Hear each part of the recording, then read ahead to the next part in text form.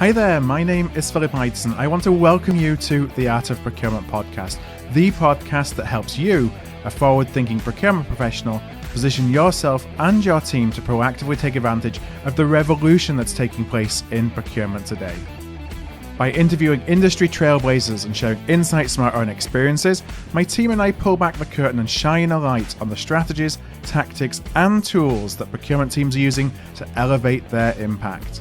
And today on the show, I wanted to share a recording from our AOP Mastermind Live 2022 event that took place a few weeks ago. This session kicked off our event as my Art of Procurement partner Kelly Barner interviewed Tony Uphoff. Tony is a multiple-time president and CEO, including most recently at Thomas, formerly known as ThomasNet. I've interviewed Tony before in one of my favorite ever episodes, so I was delighted he accepted my invite to join us at Mastermind Live. And we asked Tony to share his experiences with driving organizations towards a big goal or a vision, despite enterprise inertia. It's a critical skill for procurement leaders looking to 10x the impact of their team, despite challenges or skepticism that they may have, both from inside and outside of procurement. So, with that said, let's roll the tape.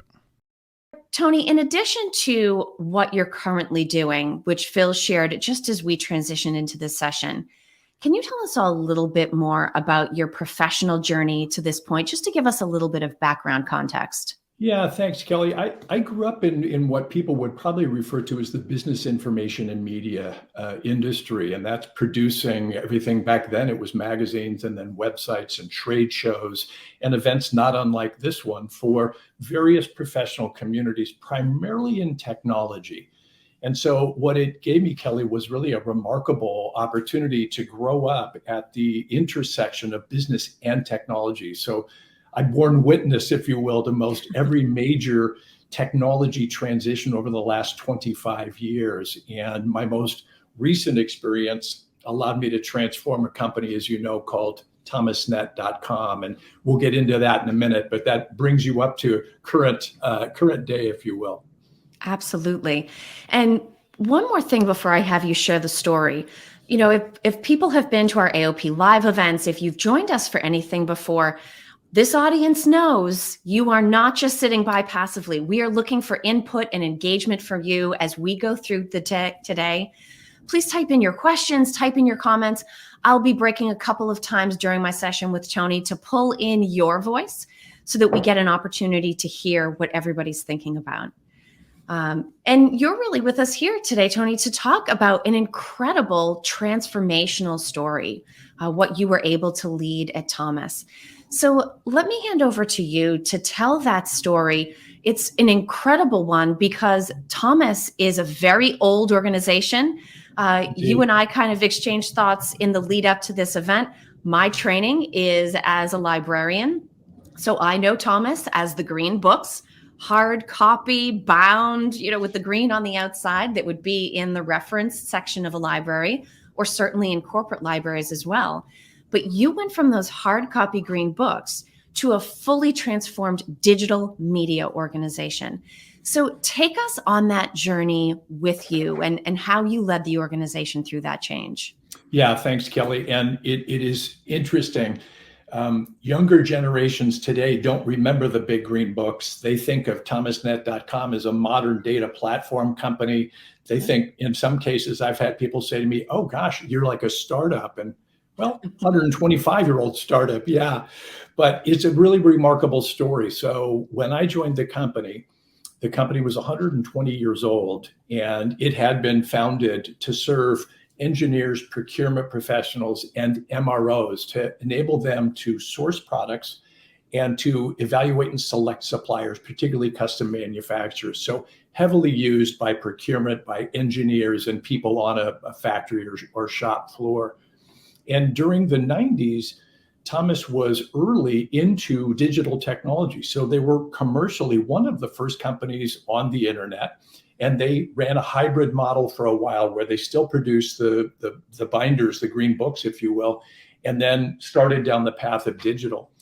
And fairly boldly, private family-owned company, they decided to burn the boats on the shore and stop producing the green books in the mid-aughts at a time when they were still making a tremendous amount of money. And the philosophy was, we won't own the future the way we've owned the past unless we do that. And I start there, Kelly, because I can't take any credit for that. And I do know from running similar organizations at a period of time where print's starting to give way to digital, just how complicated that decision really was, and frankly, bold. And I'm not even sure that if this wasn't a family company with no debt, that they could control their destiny, perhaps they wouldn't have made or couldn't have made that decision. So I was recruited in 2016 timeframe to join the company because the company, while it had made the transition to digital, it had been on about a decade-long decline. And there were some reasons for that decline, as oftentimes happens. There was some technical debt that had been incurred. Some of the operating models and business models were not keeping pace with where the industry was going. As you well know, there had been also a demographic shift. Yeah. You know, if you look back at that era, that's when the millennial generation was coming into the workforce and was about the same size in the workforce as the baby boomer generation. So you had younger people, to your point, Kelly, that didn't know the Big Green Books, didn't know the name Thomas. And frankly, having had Big Green Books was not a positive for that generation in terms of engaging them. And so I was brought in. The company had flirted with potential bankruptcy or a sale before I was brought in. And I was brought in with the objective of turning the company around. And I want to emphasize that for your attendees here. I think people talk a lot about digital transformation. And the fact of the matter is, digital transformation can take a couple of different paths, and we'll talk about that in a minute. We did a very aggressive digital transformation, even though the company had, quote unquote, shifted to digital. But the goal wasn't really a digital transformation. The goal was a business model transformation, because if we didn't get to that business model transformation, the fact that we were a digital company was irrelevant. Yeah. And so I think that is really something I would emphasize. The other thing I would emphasize is it was very clear the company needed to be turned around. And by that, I mean, the trajectory was like that. We needed to turn the trajectory like that. And I don't mean to be flip about that, but I do find at times, I think management does themselves a disservice when they don't acknowledge a trajectory needs to change. So a transformation journey is starting because either growth has stalled or we're in decline, and therefore we need to transform. And I say that, Kelly, only because the toughest thing in leading a transformation, as you and all of your attendees know so well, is really a cultural one. You think you're embarking on a technology journey or a structural journey or a business model journey, and those things are all true. But the reality of it is, what you're really trying to do is to shift and change a culture to be able to serve customers better than they have in the past. Yeah. Let's focus on this moment of needing change. There's a couple of things that I'm interested to hear from you that I think we're seeing sort of mirror versions of in today's professional world. We're talking about the Great Resignation all the time, but everyone that's leaving as part of the Great Resignation is pursuing greener grass on the other side. Whereas you were brought in to be a turnaround professional, and that's a very different internal decision on your part. What was your mindset around what you thought you had ahead of you, why you decided to take on the challenge? And if there were any reservations that you held in your mind, you know, going into the situation with eyes wide open, I'd be interested to hear about those as well. Yeah. Kelly, when we were prepping for this, I may have mentioned that the secret to a turnaround is picking the right one. So let me start there. I'm not trying to be funny about it. What I saw at Thomas was clearly an extraordinary need on the side of users, right? Engineers, procurement professionals, and MROs, and actually in North America, a growing and robust reshoring and a very vibrant manufacturing economy. A lot of people don't realize that, but that's the fact. So I looked at that and thought, well, wait a second, that's a very robust market. Over, 1 million custom manufacturers that could make up a customer base on the advertising side. So if you think of the two-sided marketplace of, you know, the procurement professional and engineers on one side, and then the product OEMs and also the custom manufacturers on the other, very vibrant market. So step one is is there a clear demand for the product and service that the company offers? And I could very comfortably say yes. Then though, and this is where some of the trepidation, comes. So why hasn't the company achieved growth then? So if those things are true, what's holding the company back? And are there any, I hate to call them fatal decisions, but in many cases, that's what you find in companies, is that they've made some decisions that are almost irreparable. And I did, to the extent I could, Kelly, an exploration of that. I didn't find what I consider to be any brand damage.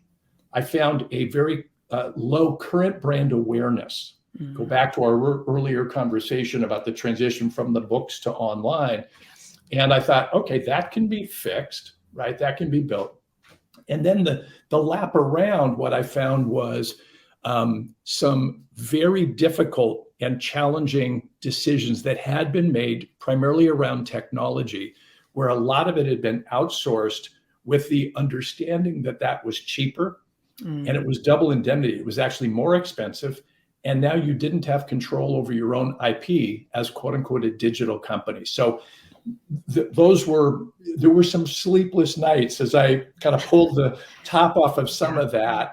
On the positive side of the ledger, and this is always tough. They talk about, turnaround specialists talk about a third. I don't know if you've heard of this, but you meet with the company and there's going to be a third of the people that are leaning forward thinking, boy, I've been waiting for someone like Kelly to come in the door. This is fantastic.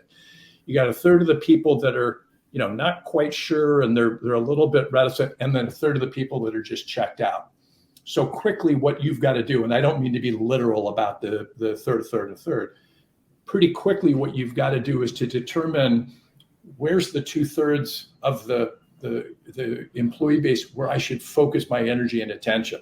Because a mistake turnaround people can make is to focus, because our instincts are, I'm going to convince Tony, I'm going to convince all these people that this is right. And then there's a whole series, I'll stop there, but there's a whole series of tactics. But to your point, what gave me pause, I think, was the level of tech, I'll call it technical debt. And could I unwind some of those decisions? And there were some really complicated things that were connected to that, that we had to unwind. Thankfully, we were able to do that. Yeah. Well, and you mentioned earlier that Thomas had invested in digital, but that's not quite the same thing as having fully embraced the opportunity that is digital transformation.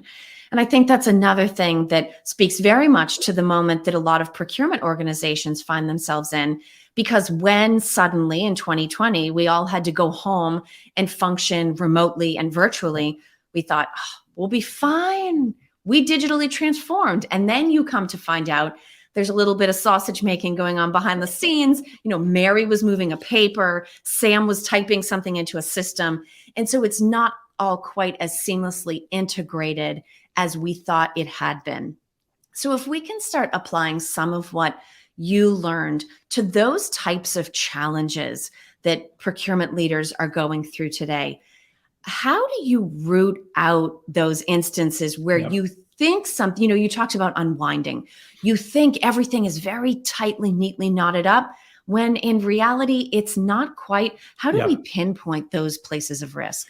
Yeah, I'll share with you, Kelly, the diagnostic, if you will, of the process I used at Thomas, but I've also had the good fortune of doing, 4 major turnarounds and have the scars and pioneering experience to learn from it. But one of the things that I think is a mistake that we can all make is we start from the inside of our business out. So we think perhaps a process isn't working, right? And so we go on an internal mission to kind of determine, hey, perhaps the way we approve, vendors isn't working. So we hunker down inside and we look at the process. The thing I always do is reverse that and start with the customer in, because the answer is inevitably there, right? If a company needs to be turned around, yes, there's some internal processes that likely need to be fixed. But if you don't fix them with an eye towards better serving customers and that customer experience coming in, you're not going to be successful. And I say that to procurement people specifically, when procurement folks talk to me about career development or getting a seat at the table and those types of things, I will steer the conversation into customers of the company, not employees of the company, customers of the company. How knowledgeable are you about that? So step one, understand that customer experience coming into the company and what's going on there. Step two, that will lead you to kind of two analyses, right? One is throughput.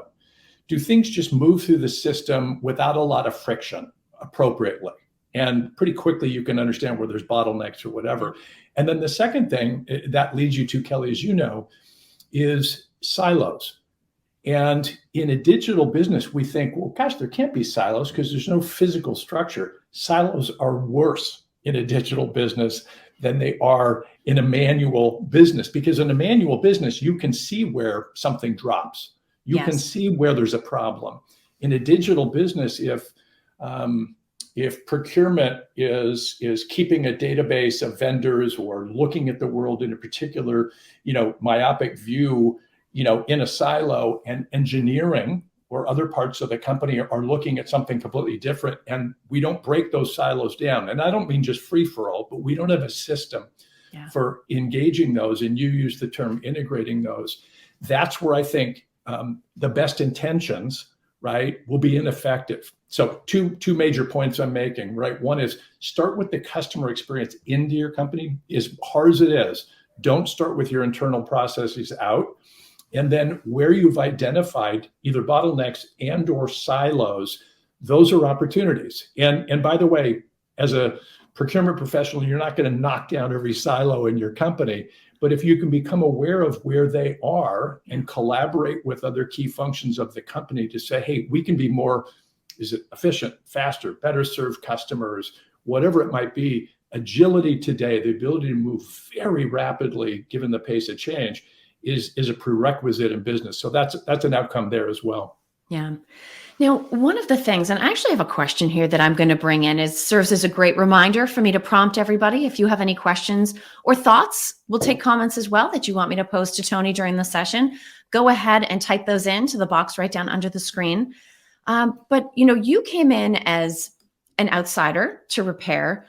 But for procurement teams that are trying to transform or improve or streamline or digitize from inside, part of where we have to start, even before we can get to the customer experience, is self-awareness.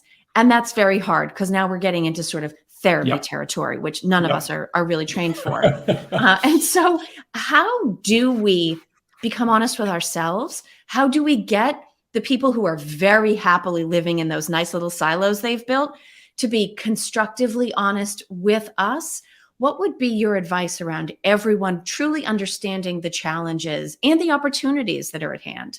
What a fantastic question, first off. And I mentioned before, we think we're chasing after a technology issue or a structural issue, and oftentimes we're chasing after a cultural issue. And I don't mean to demean it, but I do put this under that rubric. And I think it's really important. I think a couple of thoughts I would have there.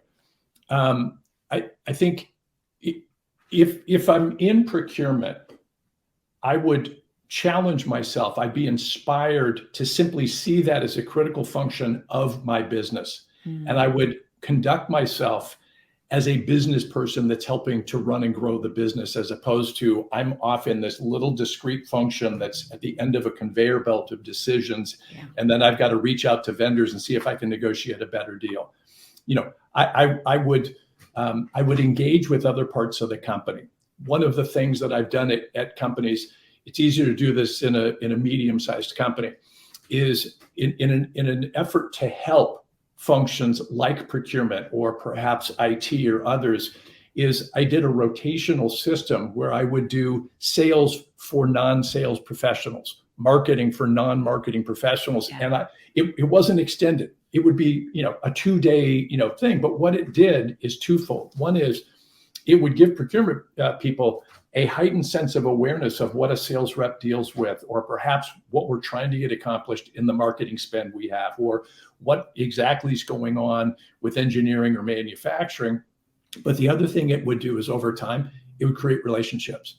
Because after you would do these a few times, and I try to do these things quarterly, is the relationships would take on a life of their own.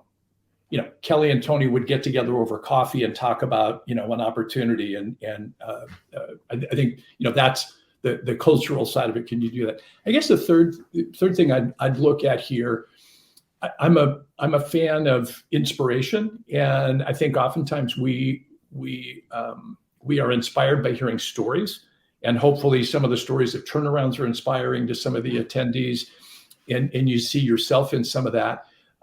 If you really frame what procurement does in a different way, strip out the term procurement, you have your first, well, let me not call it first. You have the ultimate rock star right now, who's running the most valuable company on the face of the earth. So many people have no idea where Tim Cook came from or what he did before Apple. He was at IBM in procurement and logistics, and then he was at Compaq Computer, and Steve Jobs plucked him.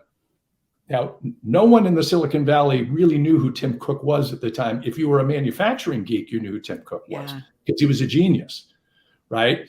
So, and by the way, Jobs had a tough time at the time because Compaq was a going concern, and he had come back to Apple, and Apple was really struggling and in financial straits. So I mention that because, Tim Cook would never have ascended to be the CEO, and you don't have to aspire to be the CEO.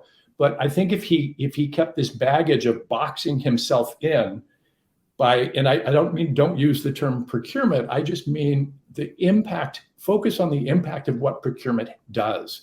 You're running a business, and the function that you provide is as critical as finance. It's as critical as sales. It's as critical as engineering or manufacturing or the other. So I guess my long-winded point there, Kelly, is, we as procurement professionals can liberate ourselves from coming in with a sense of defensiveness or coming in with a sense that, hey, we need a seat at the table. Just take the seat at the table. Just start working in environments. And I can't emphasize enough, take the time to understand the customer experience and the different functions of your company, because trust me when I tell you, if you do that well, you're going to start to get invited to that seat at the table, metaphorically speaking. Yeah. Well, and I actually think that provides a great transition to what is our core theme, not only for these 2 days, but really for the rest of the year here at Art of Procurement, which is this mission to 10x the impact of procurement. So we're not talking about safe little incremental changes and improvements. We're talking about exactly the visual you gave us earlier, whether you're starting here or whether you're starting in a stable place, making sure that we put ourselves on that trajectory to have an enormously different impact on the organization. If we start with the idea of these relationships and breaking down silos from an informational and process and technology standpoint, how does that change the type of impact that procurement is able to have? If we just take that seat, like you're suggesting, move someone aside, pull up a new chair, what does that 10x impact look like? Well, and first off, I love the 10x impact theme, and it's a way I look at, if I'm not getting 10x per hour, I'm doing something wrong. And I really think that's a great way to look at, the impact you either are having or could have. So I think that's, really tremendous. I think for procurement, the path forward of having 10x, and I know I'm just pounding on the gong of customer. I find oftentimes when I engage with procurement, if I ask them who the customer is, they sometimes struggle with that question. Interesting. And they'll sometimes refer to someone in finance, or they'll refer to engineering, or they'll refer to employees of the company. And it's not a trick question. I think part of that 10x is the mindset is the company is going to grow by dazzling and delighting customers. What can we do to do a better job of that? And you might think, well, as a procurement professional, do I have an impact on that? You bet you do. You have a tremendous impact on that. So I start, with that as a perspective. The second thing is, if you look at where the leverage in business is today, it comes in two areas. It comes in capital and it comes in technology. Well, let's assume somebody else in the company is likely involved in the capitalization of the company, right? That may not be a purview of procurement. Yeah.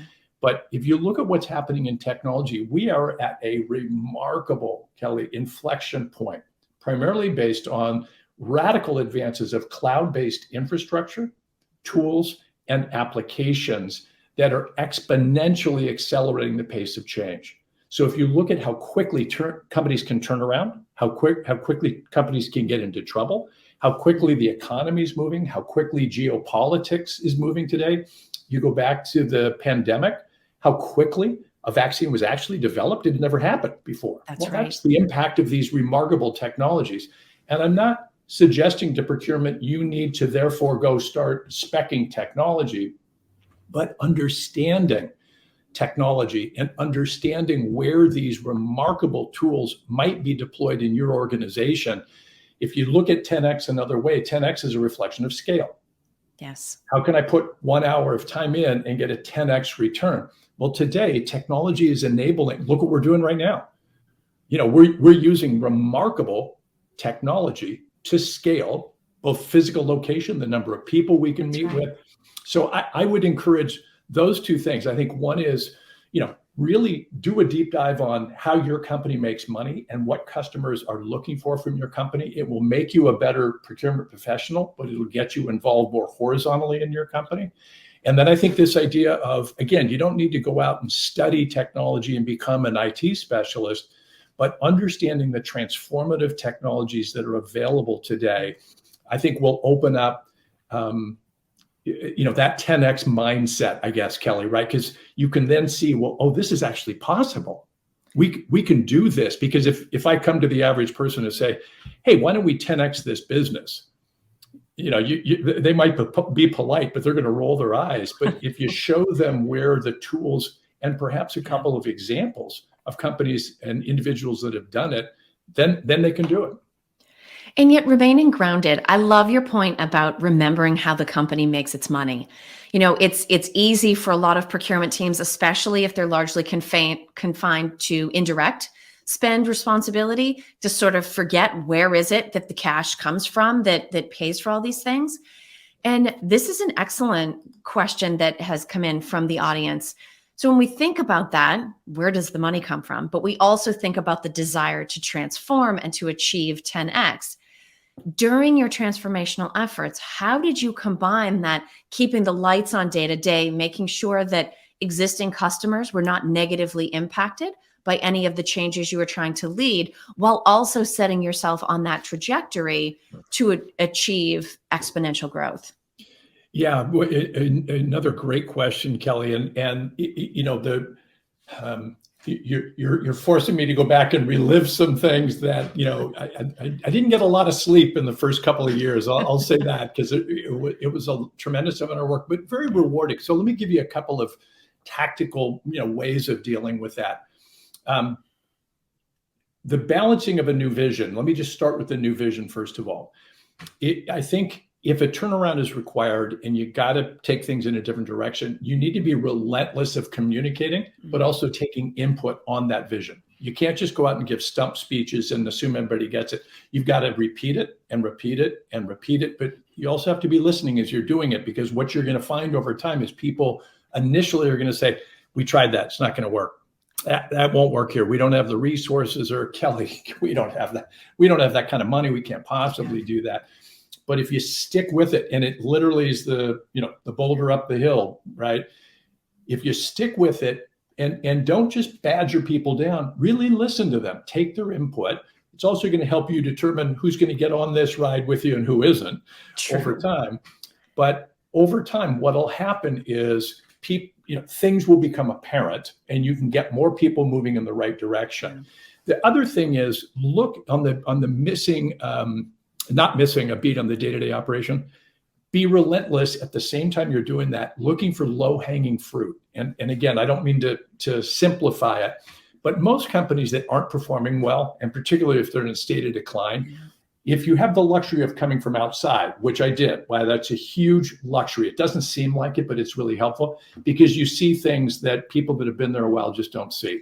If you came into my house, you'd look at the corner and say, hey, Tony, you didn't paint over here. Or this is wrong over here. I promise I wouldn't say anything. Yeah. I might think it, but I wouldn't say anything. Is it on camera, Kelly? Can you see it? Yeah. But I think so. Let me admit that there was a benefit by coming from the outside. if you don't have that, bring someone from outside, but also take a beginner's mind to your own business. Look at things that could be done better. And so what I found is there was a whole, not easy, but by low-hanging fruit, what I mean is obvious things to do. And I'll give you a real simple example. I did an analysis of the customer experience at Thomas coming into the company. And I went out into the market. And in my first 2 months, I met with 60 different customers, along with sales reps.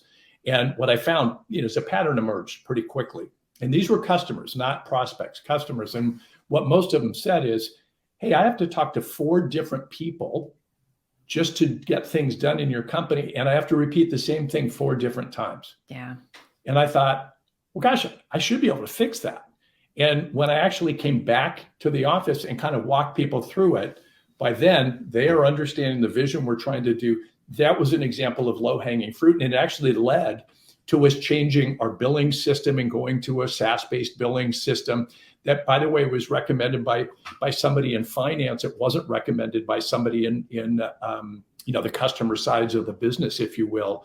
So I guess, relentless on that vision, but also if you can, keep your ears open, because you're going to see, hey, is this starting to resonate? But also you're going to get input on it to make it better.